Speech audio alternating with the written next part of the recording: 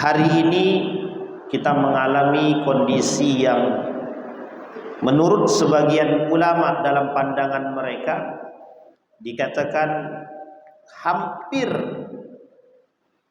dekat dengan hari kiamat.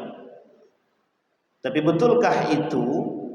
Mudah-mudahan apa yang disampaikan itu menjadi satu hal yang benar adanya. Di dalam satu hadis yang sangat populer dan disahihkan oleh para ulama, dalam hadis tersebut berbicara tentang kehancuran atau lebih tepatnya Fathu Baitul Maqdis. Dalam hadisnya begini: Fathu Baitul Maqdis wa khurubul Madinah, wa khurubul Madinah wa fathu al-Qastantiniyah, wa fathul Qastantiniyah wa khurujud Dajjal. Yang pertama, kemerdekaan Baitul Maqdis. Kemerdekaan Baitul Maqdis menjadi pemicu khurubul Madinah, kehancuran kota Madinah. Wa khurubul Madinah wa fathul Qastantiniyah, kehancuran Madinah menyebabkan akan merdekanya Konstantinopel, dan kemerdekaan Konstantinopel menyebabkan khurujud Dajjal, menyebabkan munculnya Dajjal. Hadis ini disahihkan oleh para ulama, termasuk ulama-ulama yang cukup kredibel di bidangnya.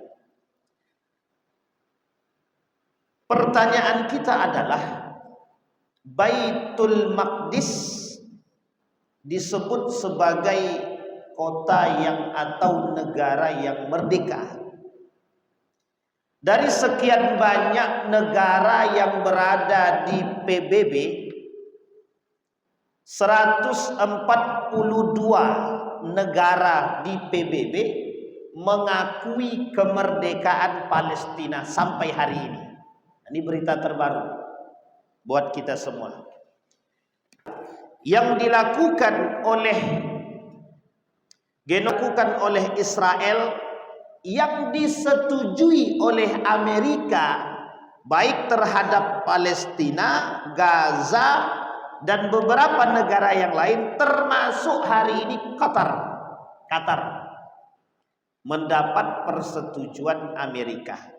Nah, ini penting Bapak Ibu untuk kita pahami bahwa salah satunya penyebabnya adalah persetujuan Amerika. Maka dalam hadis yang tadi kita bacakan, kemerdekaan Palestina menjadi pemicu akan munculnya kekacauan dan kehancuran Madinah. Baik, berita yang ingin kita lihat, kita tinjau hari ini, betapa hari ini 142 negara dalam komunitas PBB tadi mengakui kemerdekaan Palestina. Artinya, tanda-tanda kemenangan Palestina nampak. Ketika Israel menyerang Qatar dengan dalih operasi militer, ini sebenarnya ada rasa ketakutan Israel terhadap Islam. Seorang pengamat dari Baitul Maqdis Institute, Dr. Fahmi Salim, dalam tulisan beliau mengatakan begini: serangan yang dilakukan oleh Israel ke Qatar memicu tumbuhnya semangat untuk berperang dari beberapa negara, termasuk yang ketika itu disebut adalah Turki. menjadi pemicu untuk berperang dari negara asing seperti Turki yang mengecam perbuatan Israel tersebut terhadap Qatar. Yang kedua, Indonesia masuk dalam daftar negara yang menolak dan memberikan semangat terhadap Qatar dengan mengatakan kami bersama kalian. Ini poin penting untuk kita sampaikan, Pak. Posisi Indonesia di mata PBB hari ini sepertinya mulai menguat. Di mata dunia posisi Indonesia mulai menguat. Ditambah ketika ada kode yang diberikan oleh Erdogan kepada Prabowo terhadap kasus Qatar dan Gaza, Palestina. Dalam runtutan kejadian ini Bapak Ibu, mengapa Israel melakukan hal tersebut kepada Qatar? Dalam pengamatan Dr. Fahmi Salim tersebut ada bentuk ketakutan yang terjadi di dalam diri Israel itu akan kebangkitan Islam dan kemerdekaan Gaza. Maka Bapak Ibu disebutkan oleh para pengamat itu, Gaza ini, Palestina ini, itu sebenarnya direbutkan atau diperebutkan oleh seluruh negara. Ini bahasa para pengamat. Tapi yang terpenting bagi kita umat muslim hari ini adalah melihat betapa Palestina itu bukan persoalan mengambil daerah, tapi lebih tepatnya permusuhan antar agama. Jadi perang agama sebenarnya. Kata Dr. Fahmi Salim, mereka sedang perang agama. Kalau hanya persoalan pendudukan daerah Palestina, tidak ada kaitannya dengan Qatar dan beberapa negara yang lain, termasuk Yaman, termasuk negara-negara yang lain. Tidak ada kaitannya sebenarnya. Tapi mengapa Qatar menjadi permusuhan dan Yaman juga? Nah, ini poin penting, Pak. Mereka ingin mengatakan bahwa perang ini bukan perang pendudukan daerah, tapi perang agama. Harusnya kita umat muslim di Indonesia ini paham akan posisi perang yang dibalut dengan proses politik, yang dibalut dengan perpolitikan. Baik, sampai di sini bisa dipahami ya Bapak Ibu ya. Ini posisi kita Bapak Ibu hari ini. Maka Bapak Ibu sekalian yang berbahagia, hari ini banyak yang menyerukan atau menulis tentang tulisan dari berbagai macam negara. Sebutlah salah satunya adalah Pakistan, mengatakan bahwa Israel negara paling jahat di dunia. Artinya mulai.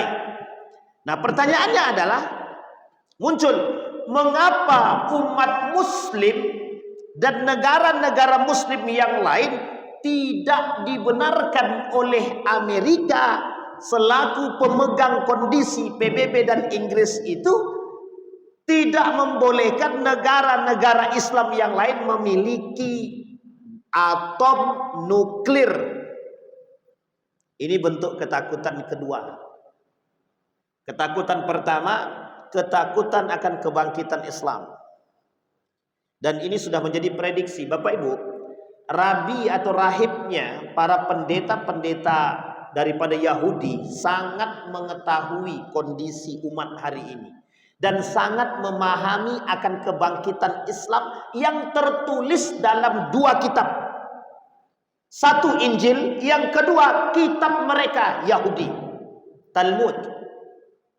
Kebangkitan Islam ini menurut pemahaman para mereka pakar-pakar agama Yahudi dan Nasrani, itu mereka pahami kebangkitan Islam itu akan terjadi.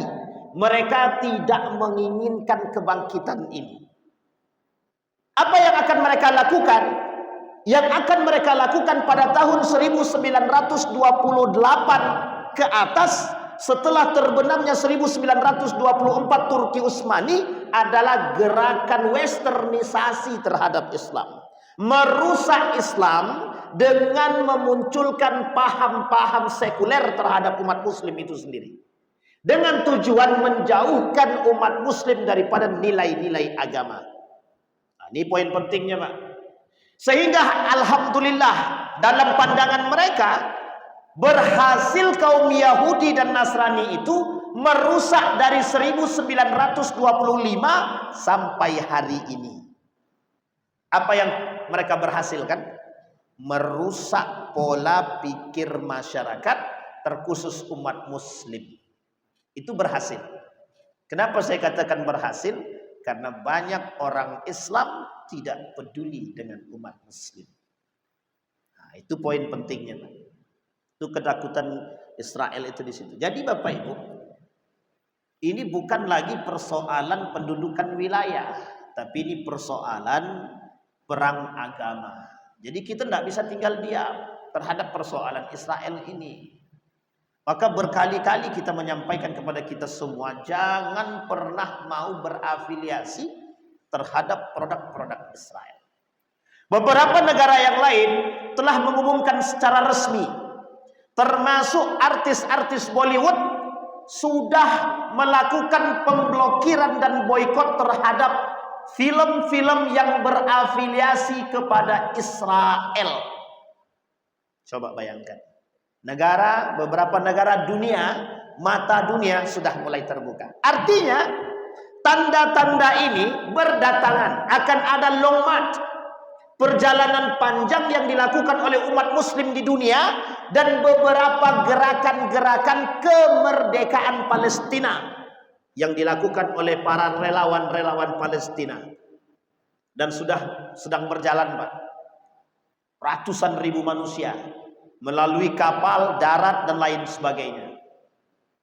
Artinya Pak, dari tanda-tanda ini kita melihat betapa saking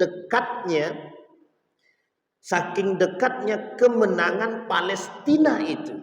Dan kita bahagia. Kita bahagia. Mengapa kita harus bahagia? Karena jika Palestina ini menang, merdeka, maka kita tidak akan melihat anak-anak yang ada di sana kesedihan terhadap apa yang mereka alami selama ini. Lebih 100 tahun genosida itu terjadi. Bagaimana tidak sakit, Pak? Nah, dan itu Bapak Ibu masuk dalam prediksi baginda Nabi Muhammad SAW. Kemenangan atas Palestina yang disebut dalam hadis tersebut Fathu Baitil Maqdis. Nah, ketika Fathu Baitil Maqdis ini terjadi, dalam sejarah terjadi sudah 2 kali penaklukan Baitul Maqdis. Pertama, Umar bin Al-Khattab yang sebelumnya didahului oleh baginda Nabi Muhammad SAW. Yang kedua, Umar bin Khattab yang masuk dalam posisi penaklukan pertama yang terbesar. Yang kedua terjadi pada Salahuddin Al-Ayyubi. Dan ini besar, Pak, dalam rangkaian pertempuran. Nah, akan muncul yang ketiga. Kemenangan dan kemerdekaan atas atas Palestina yang kelak menjadi tempat kembali atau tempat hijrahnya orang-orang muslim.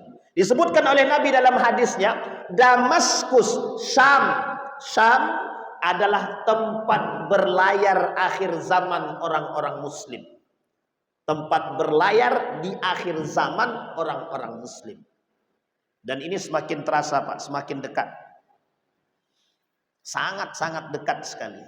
Bapak Ibu sekalian yang berbahagia, kedekatan yang kita rasakan ini akan menimbulkan satu kesedihan yang kalau kita tinjau dari hadis yang kedua. Kata Nabi, Fathu Baitil Maqdis wa khurubul Madinah. Bukan khurubul Madinah, wa khurubu Yathrib. Kemenangan atas Palestina akan menyebabkan munculnya kehancuran bagi Madinah, Yathrib.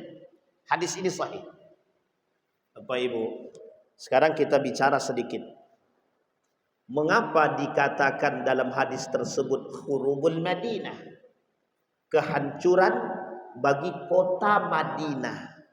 Sekarang kita rujuk dalam sejarah. Kita runut sejarah. Di dalam sejarah terjadi beberapa kali kehancuran terhadap kota Madinah. Kehancuran pertama terhadap kota Madinah adalah ketika terjadi pada masa daulah atau dinasti Umayyah, yang ketika itu dilakukan oleh Muslim ibn Uqbah yang melululantakkan Madinah, membenarkan pemerkosaan terhadap wanita-wanita di Madinah atas ketidakmauan mereka berbaiat kepada Yazid ibn Muawiyah. Ini dalam sejarah. Jadi Bapak Ibu, saya bicara tentang sejarah. Di dalam sejarah itu banyak penduduk Madinah ketika itu enggan berbaiat kepada Yazid ibn Muawiyah setelah mengetahui kefasikan Yazid ibn Muawiyah. Jadi ini ada dinasti Umayyah namanya. Dimulai pada masa kepemimpinan Muawiyah ibn Abi Sufyan yang mengambil kekuasaan khalifah ini daripada Al-Hasan. Al-Hasan selama 7 bulan diambil paksa oleh Muawiyah ibn Abi Sufyan dalam kesepakatan. Setelah diambil oleh Muawiyah ibn Abi Sufyan, dalam kesepakatan itu kalau seandainya Al-Hasan meninggal duluan, maka dikembalikanlah jika seandainya Muawiyah telah selesai. Kembalikan pada musyawarah. Musyawarah ini dikelola oleh para sahabat Nabi.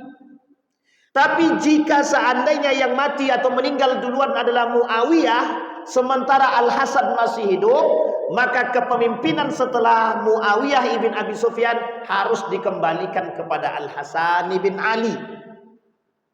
Dan apa yang terjadi? Yang terjadi adalah Muawiyah melakukan pengingkaran terhadap perjanjian yang terbangun antara Al-Hasan dengan Muawiyah. Setelah wafatnya Al-Hasan diracun, Al-Hasan wafat, kemudian apa yang terjadi? Muawiyah tidak mengembalikan sistem khalifah dan kepemimpinan ini kepada musyawarah, tapi Muawiyah mengambil kebijakan sendiri dengan mengganti diri dia kepada anaknya yang bernama Yazid bin Muawiyah, yang oleh ulama Syam Damaskus ketika itu disepakati akan kefasikannya.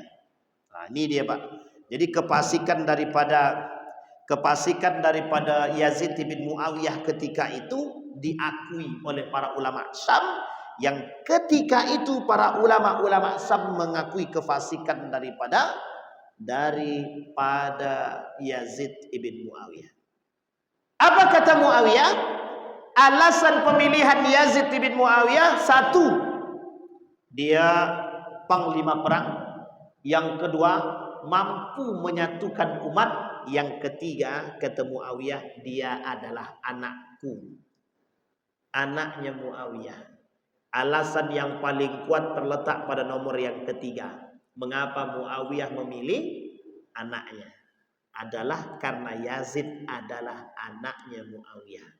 Itu pelanggaran yang dilakukan oleh Muawiyah ketika melakukan pemilihan tanpa musyawarah, langsung menunjuk anak dia.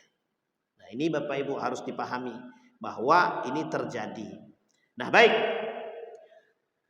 Kemudian kata para ulama di dalam sejarah tersebut, Madinah, ketika para orang-orang Madinah tidak mau berbaiat kepada Yazid bin Muawiyah, mereka mengutus Muslim ibn Uqbah untuk melakukan pelululantaan terhadap Madinah, termasuk Muslim ibn Uqbah mengeluarkan fatwa wanita-wanita yang ada di Yasrib, di Madinah ketika itu.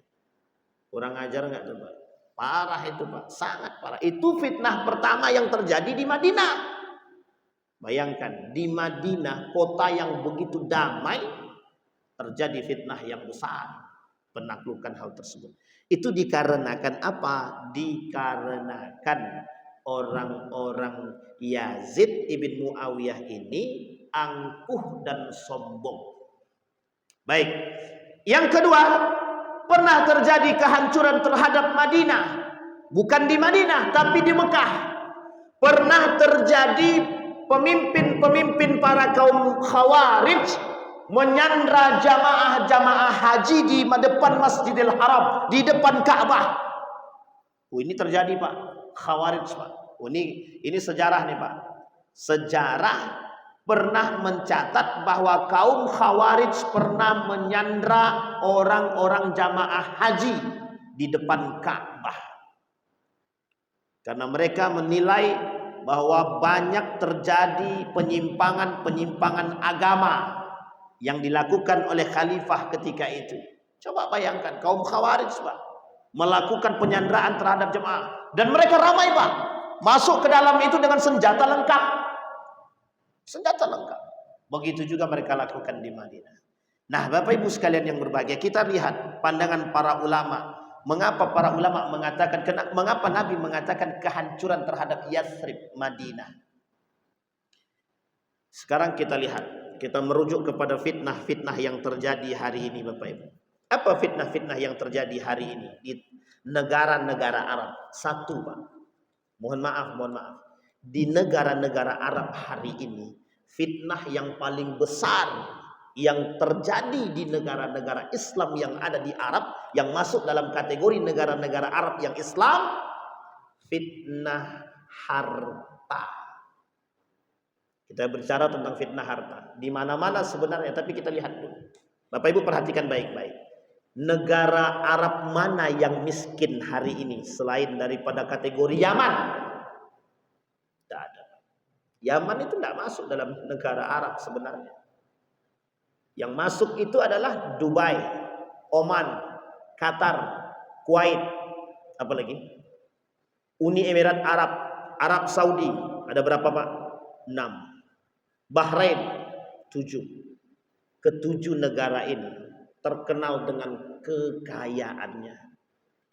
Meskipun Mesir tidak terkenal dengan kekayaannya, termasuk Mesir, tapi ketujuh negara, ke-8 negara ini, Pak, tunduk terhadap Amerika, kecuali setelah kasus serangan yang terjadi yang dilakukan oleh Israel terhadap Qatar. Pertama, harta. Sekarang kita perhatikan, mana negara-negara ini yang mana negara-negara ini yang miskin? Tak ada. Bahkan Dubai itu negara yang paling kaya. Mereka berkeinginan membangun gedung yang tanpa tiang. Coba bayangkan, mereka mau bangun gedung tanpa tiang. Kurang canggih apa, Pak? Gedung tanpa tiang. Kalau sempat ada apartemen tanpa tiang, ya memang itu yang mereka mau bangun. Dubai terkenal dengan Burj Khalifah, gedung yang tinggi megah mencakar langit, dan mereka ingin bangun gedung tanpa tiang atau apartemen tanpa tiang. Apa maksudnya apartemen tanpa tiang itu? Jadi kalau ada yang mau nginap di sono, itu harus pakai apa dia? Pakai pesawat naik ke atas itu, paling tidak helikopter. Atau ada alat transportasi yang canggih yang akan mereka bangun. Yang hari ini sudah dimiliki oleh Cina. Transportasi seperti motor tanpa roda dan melayang di atas udara. Coba bayangkan. Kurang canggih apa? Canggih banget. Tapi karena mereka punya uang, Pak. Bahkan Qatar ini kita nggak akan menemukan orang miskin, Pak. Nggak menemukan. Bukan di Qatar, di Dubai. Sampai-sampai ada kotak makan khusus untuk orang miskin. Yang merasa miskin silakan ambil di sini, gratis. Coba bayangkan. Dan bukan orang pribumi yang mengambil. Baik, ini fitnah harta. Sekarang perhatikan, kekayaan yang dimiliki oleh negara-negara Arab hari ini menjadikan mereka tersandera, membuat mereka lemah, tidak kuat, dan mereka terfokus pada investasi dan pariwisata dan minyak untuk memperkaya negara. Akhirnya apa yang terjadi? Sampai hari ini tujuan mereka sudah tercapai, memperkaya diri. Pertanyaannya, mengapa kekayaan mereka tidak mereka gunakan untuk bersatu dan membangun kembali Palestina? Karena kerjasama mereka terhadap kekayaan yang mereka miliki tak lepas dari campur tangan Amerika. Fitnah kedua yang akan terjadi di negara-negara Arab, perebutan kekuasaan. Dikatakan dalam hadis yang lain itu, kelak akan terjadi pertikaian di antara putra mahkota yang akan membunuh salah satu di antaranya hanya demi kekuasaan. Coba ya. Ini kita bicara fitnah tempat Arab. Nanti baru kita singgung ke kota Madinahnya. Bapak Ibu sekalian yang berbahagia, fitnah kekuasaan hari ini di negara-negara yang sifatnya kerajaan hari ini begitu, akan menyingkirkan siapapun di antara lawannya, termasuk meskipun itu saudara kandung sendiri, meskipun saudara kandung. Ini fitnah kekuasaan, Pak, fitnah kekuasaan. Karena kerajaan itu yang terjadi. Iya, sistem monarki ini Bapak Ibu sekalian yang berbahagia tidak boleh kita lupakan dari sejarah. Yang pertama memproklamasikan, bukan memproklamasikan, melakukan sistem monarki yang sifatnya kerajaan seperti ini dibangun oleh dinasti Umayyah, yang ketika itu Muawiyah memilih anaknya Yazid ibn Muawiyah menjadi khalifah. Setelah itu terus begitu kejadiannya, begitu kejadian, terus menerus. Hari ini Bapak Ibu melihat sistem kerajaan itu terus menerus terulang. Muncul dinasti-dinasti sampailah hari ini, termasuk Arab Saudi sendiri adalah nama kerajaan Arab Saudi ini diambil dari nama penguasanya, Ibnu Saud namanya. Jadi Ibnu Saud ini adalah pemilik kerajaan itu, karena kerajaan Saudi Arabia diambil dari nama Ibnu Saud. Makanya dikenal dengan Al-Mamlakah As-Saudiyah, kerajaan Saudi Arabia. Namanya Saudiyah, Saud. Ibnu Saud. Satu-satunya negara di dunia ini yang diambil dari nama penguasanya hanya Saudi Arabia, bukan yang lain. Canggih, Pak. Canggih sangat. Pertanyaannya, apakah mereka keturunan baginda Nabi Muhammad SAW? Tidak. Apakah mereka berada dari asal kota Makkah ataupun Madinah? Bukan. Bukan. Mereka berasal dari dua kota tersebut. Mereka berasal dari luar dua kota tersebut.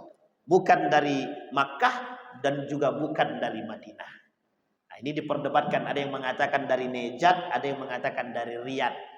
Nah, dua ini menjadi sudut pandang yang lain daripada pandangan para ulama. Dan ini tidak salah Bapak Ibu, ini yang mengungkapkan sejarah. Sistem dinasti dan monarki diikuti oleh negara-negara yang lain. Kuwait, Dubai, Oman, Bahrain, dan lain sebagainya. Ini negara-negara Uni Emirat Arab, negara-negara yang berada dalam naungan, negara-negara yang berada di negara Arab, di Timur Tengah, yang berkuasa dengan kekayaan mereka hari ini.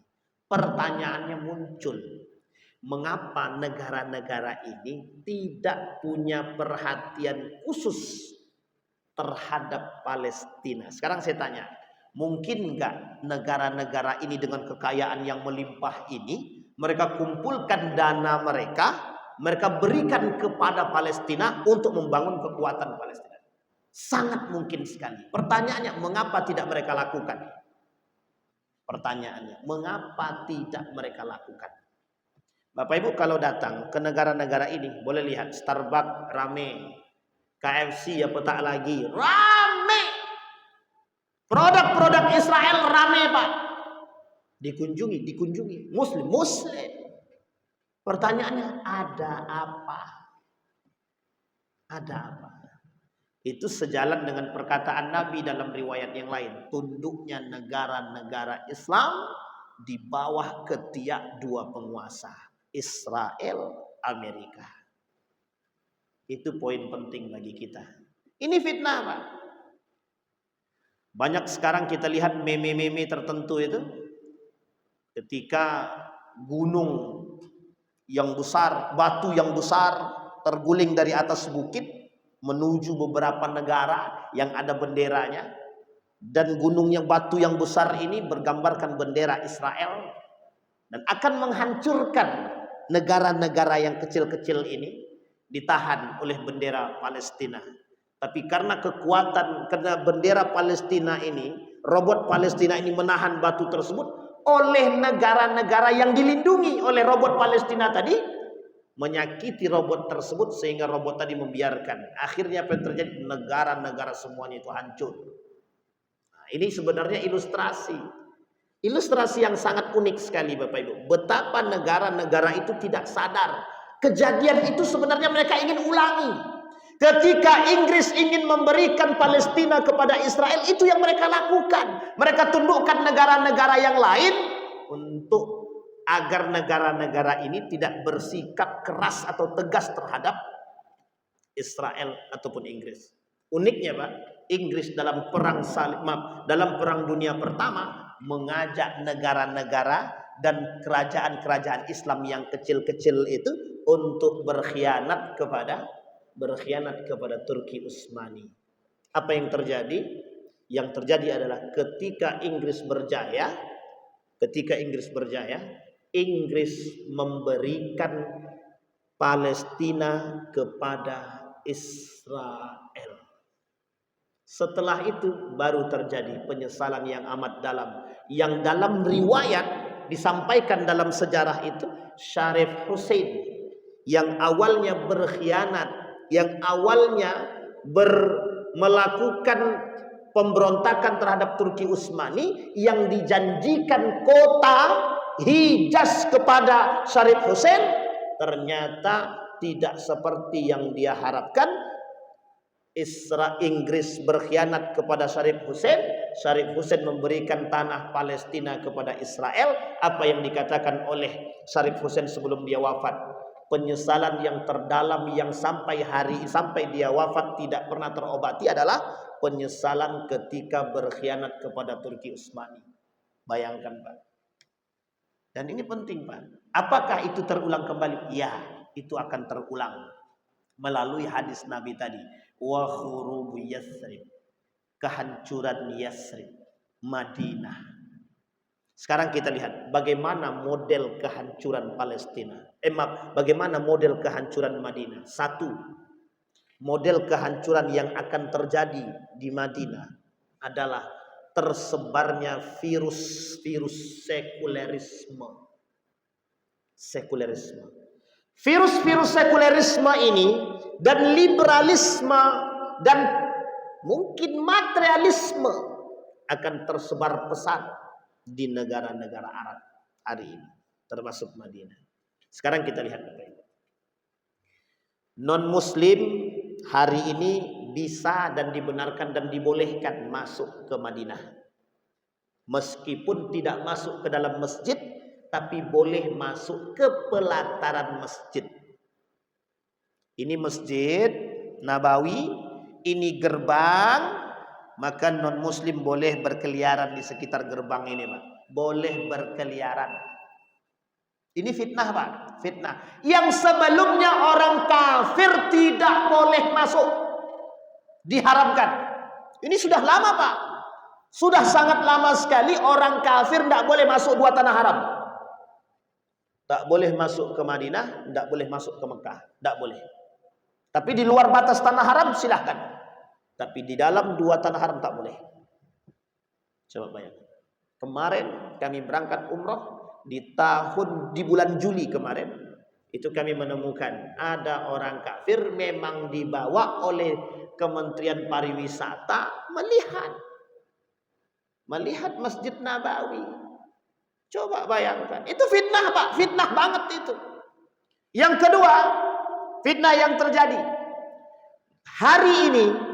Wanita-wanita di sana ketika mereka keluar, na'udzubillah, tsumma na'udzubillah, Ini fitnah, virus liberalisme dan sekulerisme, pemisahan agama. Bapak Ibu boleh buktikan perkataan saya. Masuk ke hotel kalau Bapak Ibu besok umroh, masuk saja. Kalau memang ada perempuan yang jaga, tanya, ada nggak di antara mereka yang mengerti bahasa Arab fushah? Hampir sedikit. Segelintir orang Arab yang mengerti bahasa Arab resmi. Segelintir. Coba bayangkan. Itu belum seberapa.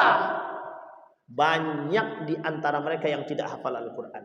Itu belum seberapa. Banyak di antara wanita-wanita itu, mohon maaf, mereka berpakaian terbuka. Bahkan nampak rambutnya. Berpakaian kerudung secukupnya. Fitnah, Pak. Fitnah. Dan uniknya, di tanah Arab akan muncul hal-hal yang sifatnya hiburan-hiburan. Yang hiburan-hiburan itu mereka bisa nikmati. Dengan alasan kami butuh hiburan. Dan ini menjadi penyakit, Pak. Sekarang kita lihat negara-negara yang terkena sindrom musik. Negara-negara yang terkena, negara-negara yang baik ketika terkena sindrom musik. Andalusia rusak gara-gara musik. Andalusia. Indonesia dulu orangnya baik-baik, Pak. Mohon maaf, Melayu, Pak. Pakaiannya rapi. Hampir waktu kami kecil itu hampir setiap masjid kita dengarin Pak orang ngaji. Sekarang cari, Pak, di mana anak-anak ngaji sekarang? Di setiap masjid. Sedangkan ada program maghrib mengaji aja, itu bahkan sempat diwajibkan program wajib maghrib mengaji. Berjalan setahun 2 tahun hilang, Pak. Redup. Apa dampaknya? Mengapa itu terjadi? Bapak Ibu boleh lihat faktornya. Lihat sendiri, Pak. Tak perlu melakukan penelitian, pandang sendiri.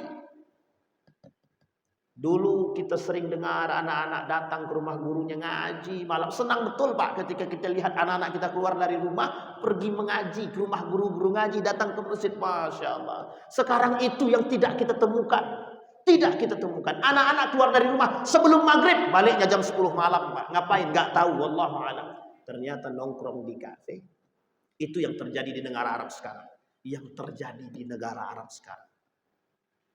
Fitnah, Pak. Fitnah betul. Dan ini poin penting bagi kita. Nah, penyebab kehancuran Madinah. Lemahnya du'aful iman. Lemahnya iman dan hilangnya nilai-nilai keislaman. Berarti Bapak Ibu, jika kemerdekaan Palestina mulai diakui oleh beberapa negara, kemenangan Palestina semakin dekat. Jika kemenangan Palestina semakin dekat, kita akan melihat kehancuran-kehancuran itu di hadapan kita. Dan jika kehancuran itu terjadi, maka kita akan melihat di Turki akan ada kota Istanbul yang dari situ akan muncul kekuatan-kekuatan umat Muslim yang kita sudah soroti dari sebelumnya.